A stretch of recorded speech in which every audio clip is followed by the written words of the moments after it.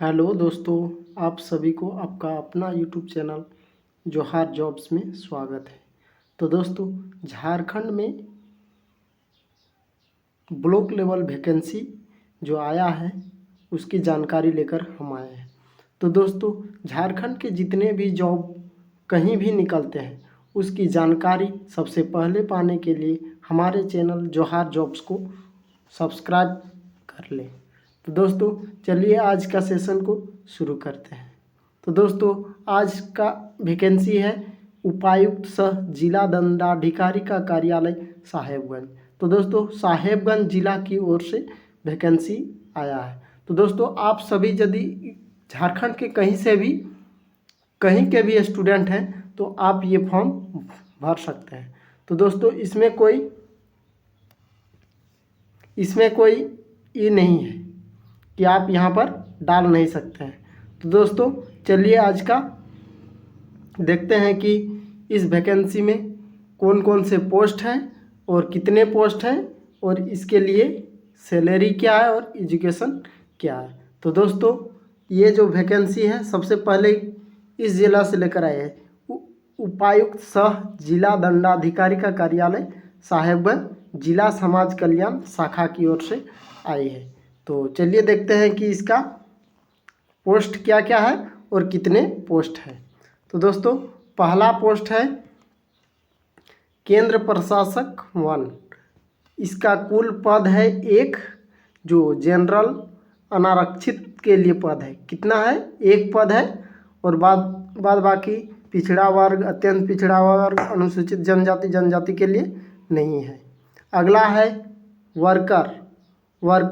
Case worker 3, जिसमें कुल पद 3 है, 2 अनारक्षित के लिए और 1 एसटी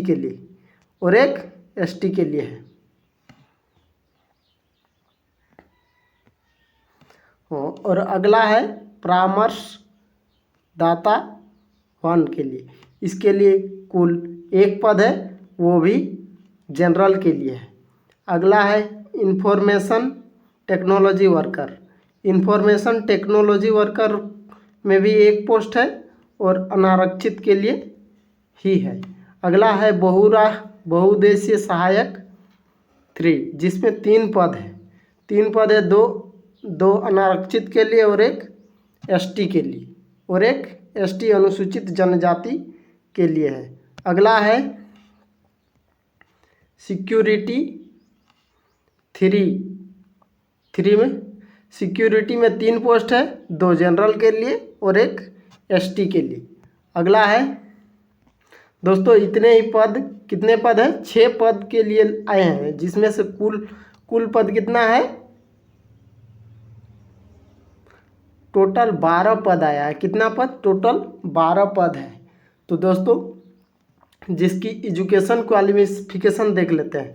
तो एजुकेशन क्वालिफिकेशन के लिए केंद्र प्रशासक 1 के लिए केवल ये पोस्ट महिलाओं के लिए है। इस पोस्ट में आपने यदि किसी भी मान्यता प्राप्त विश्वविद्यालय से सामाजिक कार्य में स्नातक अर्थात बीए यदि, और किसी भी मान्यता प्राप्त विश्वविद्यालय से विधि में स्नातक अर्थात यदि आप लॉ से ग्रेजुएशन किए हैं तो आप इस पोस्ट के लिए अप्लाई कर सकते हैं। और अगला है आवश्यक कार्य अनुभव। इसके साथ साथ डिग्री के साथ साथ आपको अनुभव भी चाहिए, जैसे किसी सरकारी अथवा गैर सरकारी संस्था या परियोजना में महिलाओं के विरुद्ध हिंसा जैसे मुद्दों पर कार्य करने का न्यूनतम 5 वर्ष का अनुभव हो।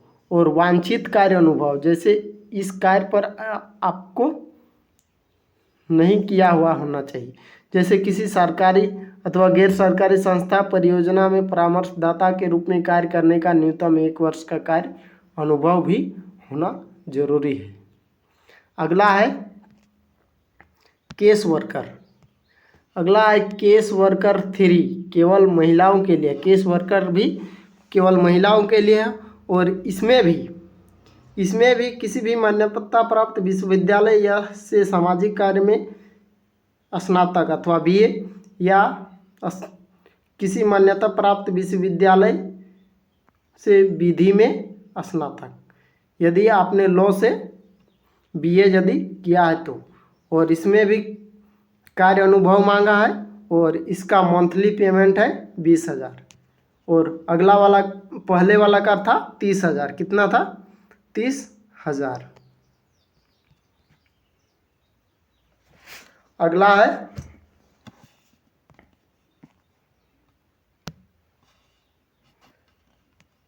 परामर्शदाता 1 केवल महिलाओं के लिए। क्या है? परामर्शदाता केवल महिला के लिए।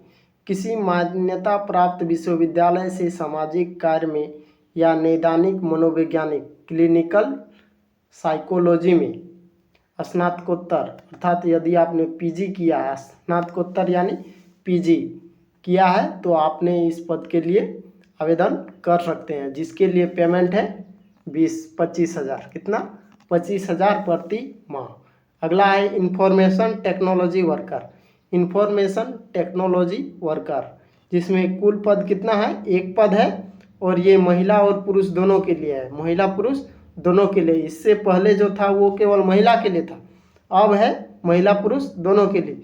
किसी भी मान्यता प्राप्त शैक्षणिक योग्यता है किसी मान्यता प्राप्त विश्वविद्यालय से कंप्यूटर विज्ञान या सूचना प्रौद्योगिकी में स्नातक, अर्थात कंप्यूटर विज्ञान या सूचना प्रौद्योगिकी में BA यदि आपने किया है तो आप इस पद के लिए आवेदन कर सकते हैं, जिसका मंथली पेमेंट है 25,000।